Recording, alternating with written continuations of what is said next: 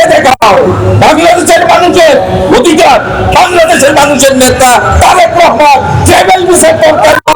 তারেক রহমান জনগণের ভিসা বাংলাদেশে আসবে। আমাদের দাবি হচ্ছে যেভাবে উন্নত চিকিৎসা হয়, ফ্যাসিস্টের আমলে চিকিৎসা আমরা করাতে পারিনি।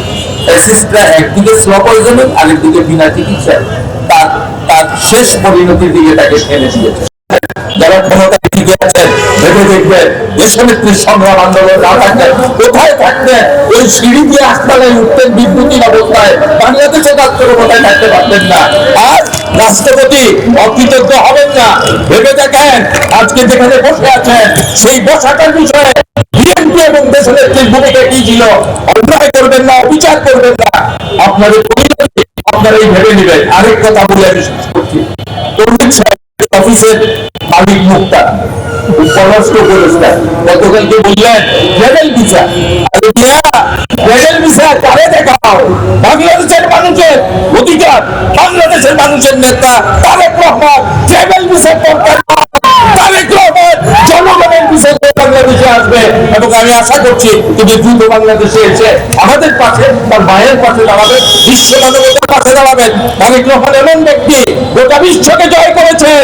একটি দরিদ্র দেশের মানুষ কিভাবে দলকে এক রেখেছেন, কিভাবে স্বৈরাচারের পতন ঘটিয়েছেন, কাজী তারেক রহমানকে বাংলাদেশের নেতৃত্বে প্রতিষ্ঠা করা যাবে না। তিনি বিশ্বের নেতা, তিনি বিশ্বের অহংকার করার মতো আমাদের নেতা।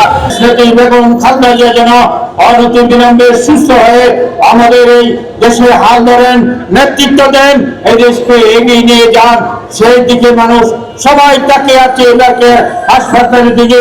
আমরা কায়মানবকে আপনার কাছে ফরিয়াদ করছি, ইয়া রাব্বুল আলামিন, আমাদের হায়াতের বিনিময়ে আমাদের নেত্রীকে, আমাদের প্রিয় নেত্রীকে আপনি নেক হায়াত দান করুন, হায়াত বাড়িয়ে দিন, এই দেশকে এগিয়ে নেওয়ার সুযোগ দান করুন। গোটা বাংলাদেশ মনে হয় গত কিছুদিন ধরে বাংলাদেশের আকাশ, বাংলাদেশের বাতাস, বাংলাদেশের সমস্ত পরিবেশ একত্রে বোধহয় কান্না শুরু করেছে। এই বাংলাদেশের মানচিত্রের বাইরে পৃথিবীর যেখানে যেখানে যত বাংলাদেশি আছেন এমন কোন পাষাণ হৃদয় নাই যারা বেগম খালেদা জিয়ার আজকের অবস্থার জন্য চোখের অশ্রু বিসর্জন না করেন, হাত তুলে আল্লাহর কাছে মোনাজাত না করেন, এমন একটি মানুষ মনে খুঁজে পাওয়া যাবে না। আপনারা জানেন এই ভদ্র মহিলা তার নিজের স্বামী হারা হয়েছেন, নিজের সন্তান হারা হয়েছেন, দেড় যুগ ধরে তার নিজের আর এক পুত্র, তার পুত্রবধূরা, তার নাতনিরা, তাদের সংস্পর্শ থেকে তিনি বঞ্চিত। বাংলাদেশের মানুষকেই তিনি পরিবার বানিয়েছেন, গোটা বাংলাদেশকে তিনি তার হৃদয়ের মানচিত্রে স্থান দিয়েছেন। আজকে তার জন্য আমাদের দোয়া করতে হচ্ছে আল্লাহর কাছে। এক কাপড়ে তাকে বাড়ি থেকে উচ্ছেদ করা হয়েছে, 6 বছর তাকে কারাগারে রাখা হয়েছে বিনা চিকিৎসায়। আমি আমার নিজের মায়ের মৃত্যুর খবর শুনেছি কারাগারে থাকতে।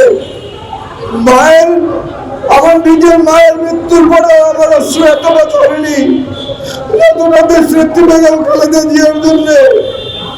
আজকে আমাদেরকে কাঁদতে হচ্ছে নামাজের বিছানায়, ঘুমতে যাওয়ার আগে ঘুম থেকে উঠে, হে আল্লাহ রব্বুল আলামিন, আপনি আমাদের মাকে সুস্থ করে দিন। আল্লাহ সারা বাংলাদেশের মানুষ আজকে আল্লাহ অস্থির অবস্থায় রয়েছে। মার কি অবস্থা একটু জানার জন্য আল্লাহ তুমি আমার মাকে সুস্থ করে আমার এই জাতির খেদমতে আঞ্জাম দেওয়ার তৌফিকতা দান করে দাও। আল্লাহ বর্তমান সবাই তেমন নাজুক সময়, আল্লাহ এই সময় আমাদের মাকে অত্যন্ত জরুরি আল্লাহ আল্লাহ তুমি তাকে সুস্থ করে এই জাতি নির্দেশনা দেওয়ার মতো তৌফিক দিয়ে দাও। আল্লাহ লক্ষ লক্ষ মানুষ রোজা রেখেছে, আল্লাহ ভাইয়ের জন্য কত সদকা দিয়েছে তার জীবনের জন্য। আল্লাহ সকলকে তুমি কবুল করে আমার মাকে তুমি আমাদের মাঝে ফিরিয়ে দাও। গতকাল বাংলাদেশের অন্যতম দরবার শরীফ সরসিনা পীর সাহেবের ওখানে লাখো লাখো মুসল্লি আমিন আমিন ধ্বনিতে প্রকম্পিত হয়েছে দক্ষিণাঞ্চল দেশ মাতার রোগ মুক্তির জন্য। আজকে সারা বাংলাদেশে 1 কোটির অধিক মানুষ তাহাজ্জুদ পড়ে রোজা রাখে, নিয়মিত নামাজে দোয়া করছে। যারা নামাজ পড়তে জানেন সে যে দলেরই হোক, তিনি নামাজ শেষে এই মহান নেত্রীর জন্য দোয়া করছেন তার সুস্থতার জন্য।